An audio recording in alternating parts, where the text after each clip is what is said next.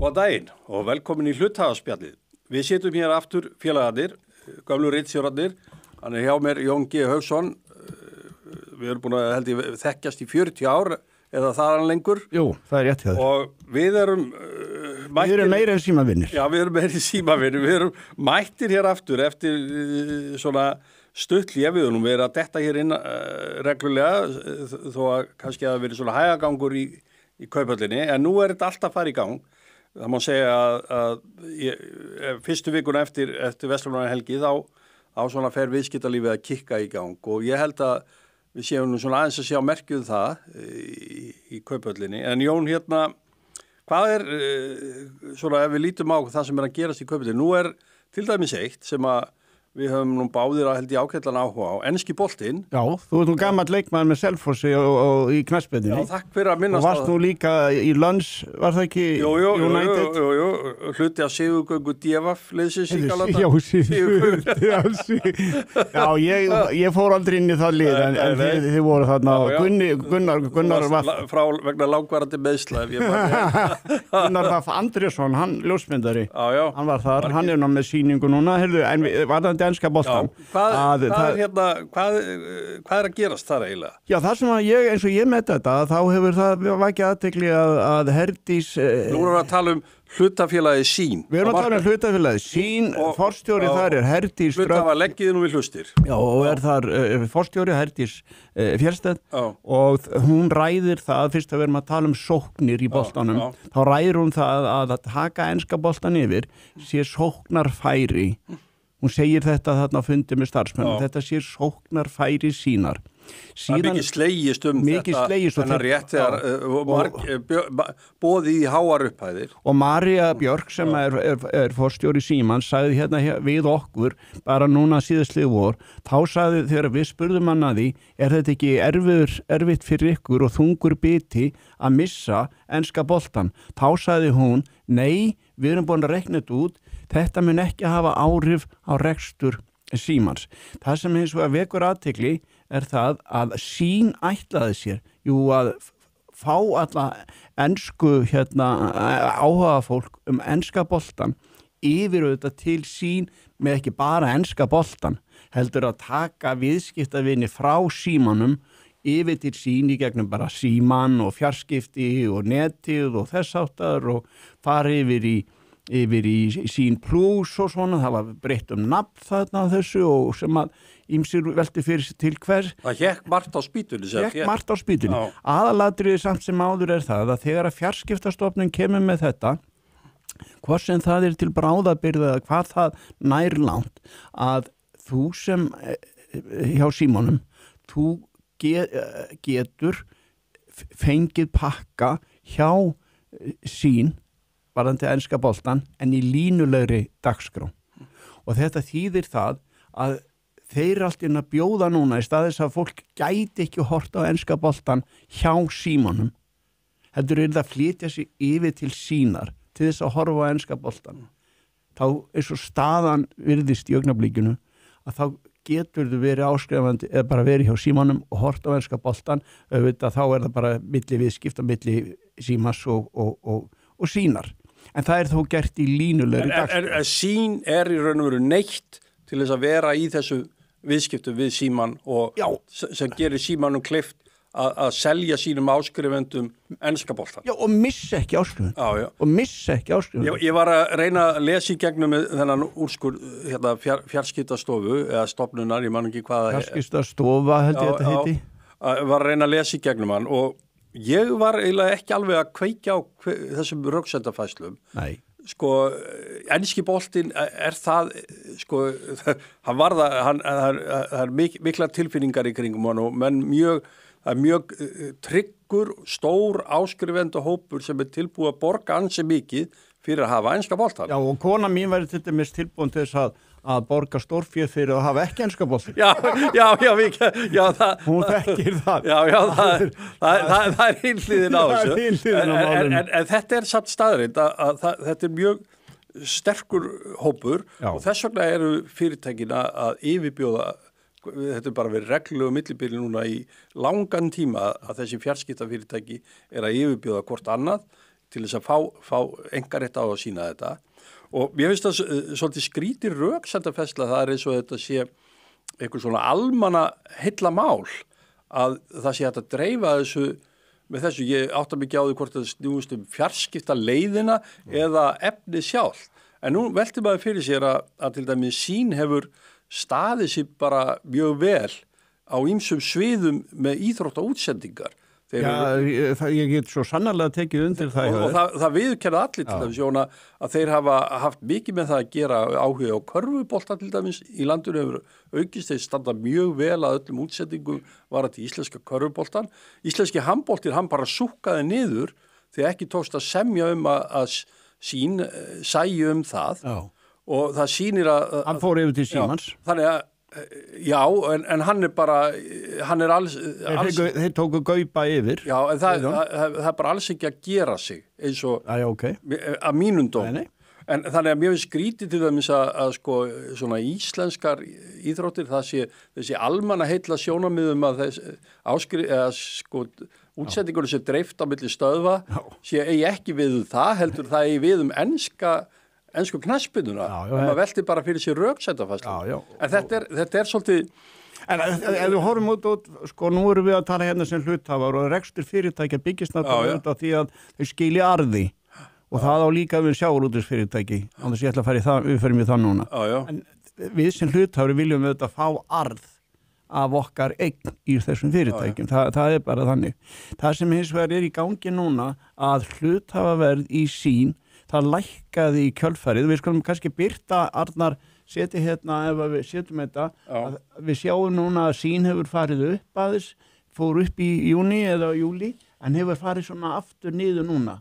Og staðan er svo að hlutabréfaverð í Sýn, þetta er nú bara til eins árs sem ég tek þarna, hefur auðvitað lónað þarna núna í kringum 30 og er núna 28 eða eitthvað svoleiðis. Aðalatriði er það að markaðurinn metur það svo að þetta inngrip fjarskiptastofu þar sem að Síminn missir ekki viðskiptavini yfir stóra pakka yfir til hérna Sínar eða hvernig sem það mál endar að þá allavega metur markaðurinn það svo að þetta sé ekki sama dauðafærið hjá Sýn í boltanum eins og það kannski efni stóðu til og lagt var upp með. Þannig að þetta er bara mjög athyglisvert og það er líka að eitt svona bara sem á við þetta allt saman, manni finnst auðvitað að það ætti að vera þarna einhverja rásir sem að væru bara í gangi, sko, það ætti í raun að vera bara eins og þjóðvegur 1, það ætti ekki að skipta máli fyrir hinn almenna neytanda, hvort hann aki sé hjá Sýn eða Símanum eða eitthvað staðar upp á að hann ætti auðvitað að geta keypt hitt og þetta. Það stundum verið sagt að þetta ætti að vera eins og bara með þjóðvegin, það skipti ekki máli hvort þú akir á Suzuki eða Toyota eða hvað þessi bílar heita, heldur það er allir að nota þennan þjóðveg. En einhvers stað verður sérhæfnin að vera og Sýn eins og þú segir nákvæmlega og rétt og það er það að þeir hafa markað sig svolítið sem íþróttastöð. Þeir eru núna með enska boltan, þeir eru með bestu deildina, þeir eru með íslenska boltan.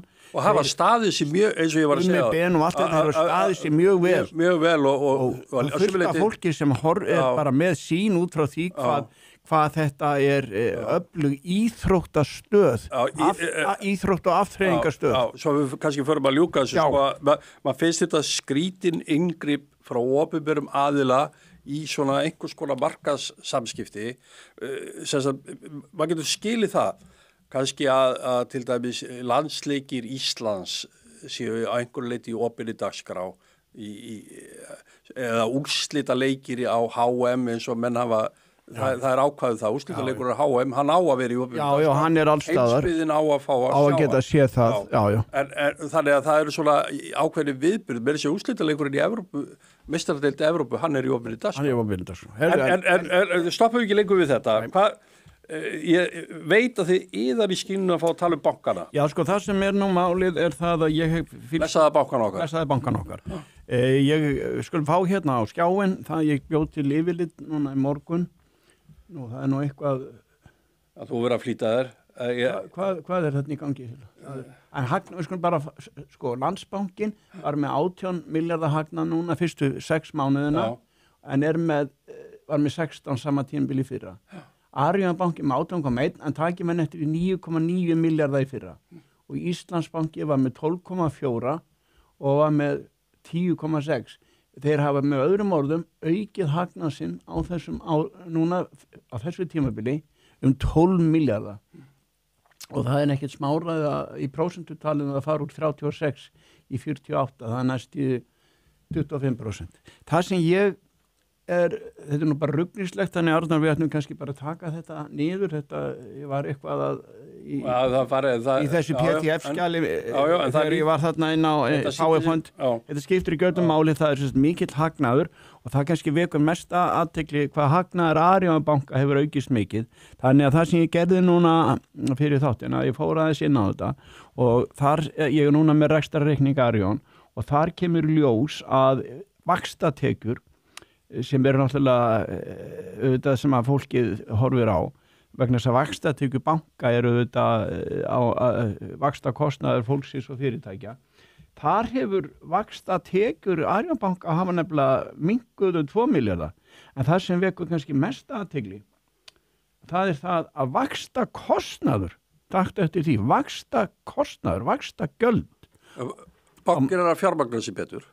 Já, það greinlegt að hann vaxta, ef við horfum á þetta, útlánavextir eru vaxtatekjur hjá bankanum, en hann þarf einhvern veginn að fjármagna sig og hann gerir það með því að fá innlán frá fólki og hann gerir það með því að taka lán einhvers staðar. Það ljóst að vaxtakostnaður, það að segja, maður spyr sig núna vegna þess að ég gef út tímariti fjármála ávöxtun, þar sem ég fer yfir reikningana og horfið þá á þetta frá ávöxtun einstaklinga, að vaxtakostnaður einfallega Arionbanka hefur lækkað þarna 5 milljarða sem bara vekur athygli hjá mér sem gæti merkt það að ávöxtun einstaklinga inn í bankakerfinu sem að þeirra leggja hafi eitthvað minnkað. Ef við bara förum svo aftur í þetta, nú það eru þarna aðrar tekjur líka hjá Arionbanka upp á sem hafa allt í 5 milljarðar og maður bara spyr sig hvernig getur staðið, það er einhver eingreiðsla greinilega eitthvað sem það er undir öðrum tekjum. En við tökum líka eftir því að þóknanatekjur sem eru nú bankarnir lifa svolítið á því, að þar hafa þóknanatekjur hjá Arionbanka hafa næstu aukist á fyrirluta þessa árs 2 milljarða. 2 milljarða. Og það er náttúrulega ekki smáræði og það er sem sagt þóknanatekjur og hérna bara og svona komissjónir sem þeir eru að fá. Niðurstaðan að fólkið hagnaður bankana núna í því árferði sem og við komum kannski inn á þeir stutt á eftir að stýrivextir eru ekki að lækka. Það er fullt af fólki orðið þreytt á því að það sé mikill vaxtakostnaður á Íslandi en við sjáum og segjum svo bankarnir eru að græða á eitthvað svona, en það þarf náttúrulega þá líka að rýna í þessi gögn. Hvað veldur því að bankar auka næstu 25% hagnað sinn á milli ára fyrsta helmingin. Og þetta bara vekur mikla athygli og við erum allavega búin að rýna þá í reikningin hjá Arionbanka, hvernig þessi 10 milljarða aukning sem þarna hvernig hún sem sagt eða 9 milljarða Eitt bara vangaveltur kringum þetta sem tengist þessu mikla umræðefni sem að bankarnir hafa stundu verið hjá okkur, það þessi sammenningar, samrunnar eða yfirtöku, hvernig sem við orðuðu það, að eru bankarnir, þeir að sýna sitt besta núna, þeir að í ljósi þess að þeir að fara í viðræður. Já, þeir eru í viðræðum. Já, þeir eru í viðræðum að þeir séu að það er mjög margt í uppgjöri banka sem maður má vinna með. Ég er ekki að segja annað en að þetta séu prúdent stofnanir, það er margt sem má vinna með. Þú kannski ræður hvernig þú tekur inn ákveðin einskiptis hagnað eða eitthvað slíkt og annað slíkt og þetta eins og í tilfelli bankar þeirra líka vera að ná hagræðingu í sinni rekstri, þannig að þeir eru kannski strax byrjaðir að hagræða eitthvað. Getur verið að þetta tengist í að það eru sameiningar framundan og menn vilji vera kominir í sko París-Parifötin? Já, eða í hlaupagallan kannski, sko, vilja vera fitt í hlaupagallan þegar kemur að því. Já, það sem við höfum verið að tala um það að þessar sameiningaviðræður milli þá Kviku og Arion. Nú, Arion banki virðist vera samkvæmt þessu, þá virðist hann vera að þetta er raunveruleg, sko, þó að þarna sé hlut upp á aðra tekjur upp á cirka 4-5 milljarða af þessum 9 sem að er aukning, að þá liggur alveg ljóst fyrir að hann er að skila 18 milljarða hagnaði. Ef við tökum bara þessa aðra tekjur upp á 4-5, þá er hann komin niður í 13. Og hann var í 9 í fyrra. Já, og hann virðist vera að taka hann er að ná ára í kapphlaupinu Kviku. Það er þetta mikil arðsemi, þó að Landsbanki séu þetta stærstur. Já, hann er að taka forystuna í kapphlaupinu Kviku og við sjáum líka á ummælum Jóns Sigurðssonar, forstjóra Stóða, sem á bæði í Kviku og Arion. Já, og hefur ábyggilega talsvert með það að gera hvernig þessi mál lenda. Við höfum áður sagt þegar þessum þætti að Jón er ákveðin samnefnari með þennar hlut, bæði í Kviku og Arion, meðal annars að Arion, Kvika valdi Arion. Já, og hann var nú einmitt að úttala sig aðeins þessi, sko, var aðeins að koma inn í þessa samruna viðræðu, meðal annars með því að benda á að hann finnst ágætt, hann er maðurinn til þess að orða að samkeppnisyfirvöld fari nú ekki að leggja stein í götu og menn leyfi, sko, markaðunum að vinna þarna hagræðingastarf sem að liggur augljóst fyrir. Við höfum áður rætta hér í þættunum að það væri frálegt til dæmis ef samkeppnisyfirvöld fara að liggja yfir einhverju máli mjög lengi. Þeir munu örugglega liggja mjög lengi yfir þessu. Hafa til allar upplýsingar þessa banka þegar tilbúna. Þannig að ég sagði það hér í einhverju þætti í síðasta vetur eða í vora, það væri frálegt ef sko þeir fara að liggja yfir þessu máli mjög lengi. En það eru bara mikla líkur á því að þeir munu gefa sér mjög góðan tíma og menn hafa... Ef menn gefið sér þann tíma, sko, menn verða líka að gera kröfu til sjálfsins. Já, það var bara sagt... Þessi samkeppnisyfirvöld. Já, þau hafa, sko, samkeppniseftirlitið er alveg sér kapitali fyrir íslenskt efnahagslíf. Þeir hæla sér sjálfur að því að eftirlitið hælir sér sjálft að því að það sé að hagræða að áhrif þessu er mikilvarðandi hagræðingu, að meðan hefur atvinnulífið meðal annars talað það að samkeppniseftirlitið sé of smámunasamt og skilgreini markaði of þröngt. Það hefur verið að tala svo yfirleitt er þetta grínast með þetta, sko, með majónesmarkaðin, sko. Það hefur tekið eitthvað. Það er svo orðið erki típa. Já, þeir eru farin að segja, sko, að þetta sé svona, það er alltaf að tala majónesmarkaðin. En á bakvið þá fyrirsögn er það að þeir séu að skilgreina markaði of. En ég held að Arion banki og Kvika, miðað við hljóðið í Jóni Sigurðssyni, forstjóra Stóða, þá virðist vera gott hljóð í honum. Hann segir bara þetta, ég skil hann þannig að þessa viðræður bara gangi ágætlega og hann vonast til þessa samkeppniseftirlitið fari bara gangi í þetta mál og sé bara snögt á þessu. Og uppgjöri núna, ég ætla að halda við það, þá líkingu að uppgjöri núna sýnir að Arion er komið í hlaupagallan og tilbúið að hlaupa inn í þessa samningu eftir að hafa náð forskoti. Þannig að við mun... Og hann talar meir sér það, Jón, að þessi mikil framlegð þarna. Almennt þegar þó verið að sameina fyrirtæki, þið var þetta spariföt og hlaupagalla eða í hverju menn eru, að þá er eitt sem þú þarft sem er bara allt í lagi að hafa í huga, að það eru þessi skipti hlutvöll, hvað fá hluthafar Kviku, hvað fá hluthafar Arion, á hvaða skipti hlutvöllum sameinasbankarnir, og þá er spurningin, er farið eftir markasverði, skilur eða bankarna og þess áttar. Við munum verða gagnrýnir á sammeininguna þegar við sjáum von í hana, því að menn þurfa bara að standa við það sem þeir eru að segja og litli hluthafinn þarf að fá sitt út úr þessu, sko. Það er lykilatriði. Hann allavega þarf að fá að fylgjast með hann. Hann þarf að fá upplýsingar, sko. Það er ólíðandi til dæmis að það sé alltaf, að sé eitthvað, sko, svona á bakvið tjöldin ykkur... Já, það bara leiðilegt og of mikið sennilega það. Þegar ég segi það, þá langar mér líka að hrósa Jóni Sigurðssyni, forstjóra fyrir þessi bréf sem hann að senda til hluthafa. Í hverju mánuði ekki það? Já, ég meina, þau eru þetta bréf sem hann sendi í einhverju við erum ekki bláeðið með það, við sendi í einhverju tilgangi hjá honum. Já, en mér finnst það lofsvert að gera þessa tilraun til þess að eiga þetta samtal við hluthafa. Og svo getum við alltaf metið hvað hann að segja hverju sinni eða hvað fyrir honum vakir. En þetta allavega lofsvert hjá honum og mér finnst að margir aðrir mættu efla upplýsingastreymi og samtal við hluthafa sína. Já, og svo sannarlega sammála því og ég man eftir þegar við sátum... Svona fyrir auðvitað það auðvitað komið þáttinn til okkar. Já, meðan hans hlutur okkar reyni eitthvað svona að spjalla með þetta, þannig að mannamáli, þannig að fólk kannski skilji þetta. Já, heyrðu það, rétt áður kveðjum kaupandina, svona mannamáli, JBT Marel... sem nú gamalt uppáhaldsfyrirtæki, Marel. Flaggskip iðnaðarins. Já, og Marel. Það verðist vera að uppgjörið sé bara gott.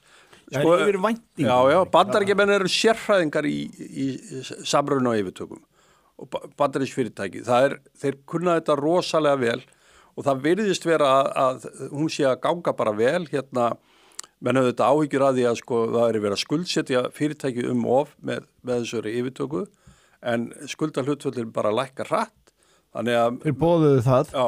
Já, þeir boðuðu það. Að lækka skuldir. Og þeir sögðu það það var eitt af því sem þeir sögðu þegar í JBT Marel, þegar í þessari þegar sammeiningin var kunngjörð að sem sagt að það væri miklu fleiri pantanir. Pantanabókin væri miklu sterkari. Það ekki búið að leysa þær tekið að úr læðingi en ef þú ert með sterka pantanabók frægu pantanabók Marel sem að vargirður nú stoltið þreyttir á umræðinu þess að hún var kannski stundu sett fram til þess að þyrfti ekki að ræða ýmislegt annað í rekstri félagsins þeir hafa lagt mikla áherslu á það þetta alvöru tölur sem að byrjast núna þeir eru að gengur vel að lækka yfirtökukostnaðinn og sammeiningin virðist ganga vel. Virðist ganga vel og allt það. Nú varðandi play, það nú allt í lagi, þeir voru að birta uppgjör og þar sjáum við það að fyrstu mér sýnist það samkvæmt þessu að þá tapaði fyrirtæki 5,2 milljörðum á fyrirhluta þess árs. Já. Og þetta þetta náttúrulega búið að vera tap tölur. En forstjórinn segist alltaf vera með hagnað á næsta ári. En forstjórinn segist alltaf vera með hagnað á næsta ári og það verið að grípa til ráðstafana. Þetta hljóta allir að spyrja sig að því Félagið fari í raun og veru út úr Íslandi. Það rekið frá Möltu. Já, hann allir að fara með það þangað og allt þetta og hann allir að trappa fyrirtæki niður. Já, en það enn að bjóða 4 vélar í rekstri hjá félagsi. Þeir eru búin að loka ýmsum að þessum borgarleiðum og nú þeir raun og veru að sérhæfa sig að fljúa niður á Íberíuskagan. Ég held að það sé nánast Íberíuskaginn. Þeir náðu strax ákveðinu forystu til Tene. En þeir ættu bara að halda sig það vonandi að náðu fótfestu því að félagi mikilsverður aðili inn á sækjumuna og það hefur mín reynsla af því að fljúa með þeim góð og Femmilegis hér þannig að við vonum auðvitað að þeir ná en þetta ansi erfið og þetta bara greinlega erfiður rekstur í alla staði en það En Einar forstjóri virðist vera maður sem fer ekki svo létt á taugum. Hann náttúrulega... Við vorum að segja það. Já, það bara þannig. Já, heyrðu, en svona, ekki aðeins í restina taka peningastjórnun í landinu og það er kannski alltaf að segja frá því líka að ganga inn í svörtu loft. Já, við vorum að tala núna vexti bankana og tekjur bankana og hagnað bankana og þá menn auðvitað blandast það inn í þessa vaxtaumræðu.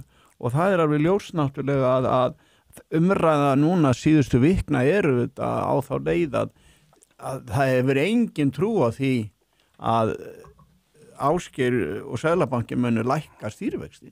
Þeir eru núna í 7,5, þeir voru síðast lækkaðir í byrjun maí. Það er núna 20. ágúst, þá kemur næsta ákvörðun. Já, en við erum að tala 20. ágúst eftir rúma 10 daga og þá eru menn almennt á því að það muni ekkert gerast þá. og það mun ekkert gerast út árið vegna þess að verðbólguvæntingarnar og þetta í kringum að hún lónar verðbólgan stöðugt í kringum 4% og það er engin smá, þú veist með 7,5% stýrivexti í kerfi sem er með hérna 4% verðbólgu, þá ertu náttúrulega að keyra á eiginlega 4% raunvöxtum, 8 röfli versus 4 og það er þetta meira Siggi heldur en bara þekkist í nágrunum. Já, það er bara þungur baggi og við höfum náttúrulega, sko, við höfum, held ég, hér báðir haft mikinn skilning á ákvörðunum Seðlabankans og haft trú á stýringunni þar að mestuleyti. Við auðvitað leyft okkur að gagnrýna hlutina. En sko, ég sá til dæmis grein sem Ragnar Árnason skrifaði núna í vikunni. Birti hann fyrst í viðskiptamókunum og svo tók mókin allt í unn var fréttum sem almennt. Vakti athygli mín að þið skildu gera þetta þannig. Fréttin, greinin hjá Ragnari var vel skrifið eins og hans. Hann er náttúrulega bara snillingur. Og hún var í raun og veru svona, ég las úr henni dálítið svona viðvörunarorð. Og það kemur inn á það sem við höfum nefnt hér áður, hvernig Seðlabankinn sér hlutinni og menn hafa stundum verið að gagnrýna fyrir það að vera of mikið í baksýnisspeglinum. Nú þarf Seðlabankinn líka að horfa til þess, hvernig verður hagkerfið hér eftir hálft ár, eftir 1 ár, hvað er framöndan. Við erum kannski með ýmið svona varúðarmerki uppi við. Við erum að sjá það að það er ákveðið stopp á fasteignamarkaði, vaxtakostnaðurinn þar og verktakamarkaðurinn mér sagt að hann sé farin að finna verulega fyrir þessu. Við sjáum, menn hafa áhyggjur að það er mörg stór þéttingabróti til í Reykjavík sem að rísa, Heklureiturinn, Orkureiturinn og ýmis fleiri. Það sem verið að byggja mjög dýrt húsnæði. Menn hafa áhyggjur að því hvernig þessu framkvæmdum verður lent. Þetta eru fjármagnsfrekar framkvæmdir og þetta, hvað Seðlabankinn er rosalega mikið svona að horfa aftur fyrir sig. Nú finnst manni að líka hann þurfa að vera framsýn.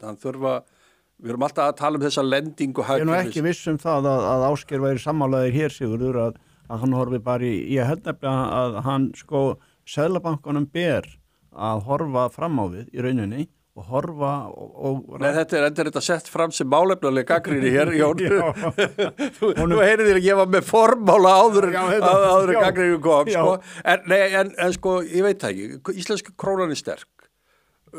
Hún er ansi sterk núna. Við erum að sjá að... Já, ef hún væri veik, þá ætti að vera enn meiri verðbólga. Við erum fastið þar svolítið, að þá fyrir við að flytja inn verðbólgu ef hún veikist. En við erum hérna... Sko, við erum með að sjá svona, það er tollar að lenda á íslensku miðnaði, við erum reyndar ekki svona eins og í Sviss, það sem að sko kúkuklukkunar bara, það ringi ekki lengur, sko, það eru svo stressaðar. Já, og gullið, Trumparinn alltaf all. Já, þetta er merkileg viðskipti, en undir niðri líka lúrir eins og í Sviss, að það er þessi gríðalegu sko lyfjaviðskipti, stóru svissnesku lyfjafyrirtæki og hinga til hefur Trump ekki lagt tolla á lyfin. En það er ekki af því að hann horfi ekki til þess. Hann vil auðvitað fá lyfjaiðnaðinn inn í landið eins og allt og við eigum hann sem mikið undir þar. Já, við eigum svolítið undir þar. Já. Og ég held að okkar ágæta lyfjafyrirtæki, hérna Alvotech, sem að hefur áðbóðslega mikið undir bandaríska markaðinu.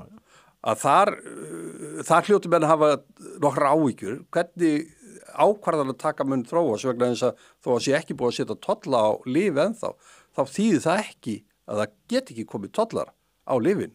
Vegna þess að Trump er þar eins og annars staðar, hann vill fá framleiðsluna heim. Já, og framleiðslu. En hann er enn að meta hvað, sko, þetta er viðkvæmari markaður en annar, vegna þess að þú skellir allt í nú, eins og svisslendingarnir fá 40% toll, og skelli því á til þessi lyfjaframleiðslu, þá bara hætt að bandaríski sjúklingar að fá lyfin sín. En þá sem að hann treystir sér ekki til það. En það sem geti snúið að íslensk, það er Alvotech skráð. Það hlöpum við aðeins út undur, við fórum aftur inn í kaupöllina. Við byggðum hlustendur velvirðingar ef þið verða ringlaðir. Ég segi það, sko, það sem er í gangi er það að ef þetta er skellur fyrir Alvotech, þá þetta skellu fyrir hluthafana í Alvotech og Alvotech skráð í Kaupöllinni, það skráð í Svíþjóð og það skráð í Bandaríkjum. Stór hluti af eigundum Alvotech eru bandarískir. Fyrirtæki hins vegar í mikilli funksjón á Íslandi og skapar hér hálaunastörf fyrir 400-500 manns beint. Það er byggt upp framleiðsluna sína hér á Íslandi sem alveg frábært fyrir okkur. Já, en hættan sem þú ert að segja gæti verið ef að kemur harðir tollar, það er kannski spurningum að fara með þetta úr 10 í 15 eða ekki eitthvað svoleiðis, eða hvað kemur tollar. Já, það er 0% tollar. Já, núna, en gæti farið í 15. Hugsalega að færu upp í sömu prósentuna. Þá ert þú að segja sem svo að getur verið að funksjónin fari hérðan að einhverju leiti yfir til Bandaríkjanna. Það er ekki gert á einum degi. Það er ekki gert á einum degi. En það gæti verið undirliggjandi vandamál að ef að Trumparinn er að reyna að fá alla framleiðslu yfir til Bandaríkjanna, þá gæti þessi funksjón gæti einhverju leiti lust yfir. Það sem ég er að segja er að þó að tollarnir hafi ekki náð til lyfjaiðnaðarins og meðal annars með vísun í það sem gerast í Sviss, þá þýðir það ekki að það verði ekki. Einmitt, og það er áhyggjuefni kannski fyrir okkur Íslendinga og hluthafa og stjórnendur Alvotech. Það var eitt sem að mér langar þá að koma, bara kannski það sem við vækja athygli og það kannski tengist grein þá Ragnars líka Árnasonar. Það sem hann er að tala meðal annars þetta í grein sinni að bankin horfi fyrst og fremst á að þeir þurfi að horfa á verðbólgu, að það sé megin hlutverk að halda verðbólgu niðri. En hann er í rauninni að segja það líka að það þurfi kannski að horfa á vinnumarkaðan og hann segir vissulega eigi Seðlabankinn svolítið bátt í þessari stöðu vegna þess að þetta er engin venjulúður. Þessi vinnumarkaðurinn á Íslandi, það er að koma tölur núna frá Hagstofunni að laun á Íslandi hafi hækkað 8,3% á milli ára. 8,3%. Er framleiðinu aukning sem að styður þetta? Það er engin framleiðinu. Ég meira, opinberi markaður en hækka nú. Já, hann dregur... Framleiðinu aukning og opinberi starfsmönnum sem styður þetta? Nei, og hann dregur markaðin. Dregur vagnin sig. En þá sér við það. Þetta er rosalegt ástand. Þetta er rosalegt og þetta er ekki, og ef við erum alltaf að bera okkur saman við aðra, þá þekkist þetta ekki. Sko það eru verið að tala norræna vinnumódelið, það bara þekkist ekki. Í Þýskalandi þá er þjóðarsátt. Í Þýskalandi er þjóðarsátt það að það sé ekki verðbólga í Þýskalandi.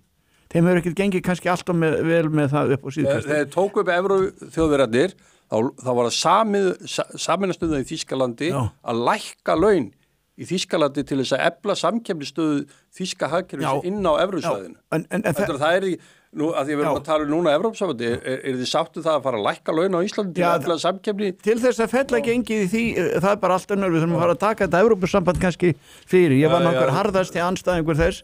En það er önnur. Það verið, Jón? Já, það getur verið. Málið þá hafði mér mjög í frammi í þessari æsumumræðu. En það sem ég vildi fá að segja það að hann er að benda á þetta að það er Ásgeir horfir á verðbólgu eða með Seðlabankin. En það er, Seðlabankin lifir ekki ykkur sjálfstæðu lífi í íslensku atvinnulífi. Það er vinnumarkaður sem að Ég er eiginlega farin að bakka með þessa gagnrýni mínu, Jón. Nei, það er vinnumarkaður sem að Þetta er alveg rétt. Sem að vegna þess að þú mátt ekki gleyma því, Sigurður, að yfir 60% af þjóðarframleiðslu og landsframleiðslu eru laun. Og ef þú hækkar það er ekkit auðvelt að eiga við vinnumarkað sem hækkar og hækkar launin. Það er bara þannig. En svo er aðeins með þetta, þú spurðir svona ástandið. Það er að koma í ljós, ég sá það í skýrslu frá Landsbankanum, að þar er að koma í ljós að fyrstu tölur benda til þess að hagvöxtur á síðasta ári hafi verið neikvæður ef ég skilaði með. Landsframleiðsla hafi, býtum við, hvernig var þetta, að landsframleiðsla hafi dreist verið neikvæður, dreigist saman 0,7% sigur á síðasta ári. Nú er spáð Þetta viðskiptað kemur fram í tölur líka viðskiptaráðs, sem sagt. Það er annað í þessu, ef þú ert að tala hagvöxtur hefur sem sagt verið 8,7% 22. Hann var mjög lítill árið 2024 mínus 0,7 og hann var líka mjög lítill í kringu 0% árið 2023 við erum búin að hafa 2 ár samfellt 23 og 24 þannig sem ert ekki raunin með neitt hagvöxt í íslensku samfélagi en það eru þetta hagvöxturinn sem forsenda þess til dæmis að greiða niður að tekjur ríkissjóðs nái sér eitthvað á skrið það setur þrýsting á vegna þess að hagvöxturinn ríkið tekur svo mikið í gegnum veltuskatta síðasta ríkisstjórn var nú það var nefnir það sem Sigur Ingi var nú formaður Framsóknarflokksins hvað svektastur yfir að því að hann trúði því að við varum að fara að vaxa út úr vandanum sem sagt að eins og segir að aukin hagvöxtur myndi skila auknu skattekjum og þannig Landsbanki bara rétt, hann spáir jafnvel 2,7% á þessu ári hagvexti. Já, hann að tala um það og þeir vilja meira það að hagvextur hafi mælst í kringum 2,6% á þess fyrsta ársfjórðungi og þegar upp staðið eftir árið að þá séum við kannski að horfa á einhvern hagvöxt bara svo það en því sé haldið til hafa.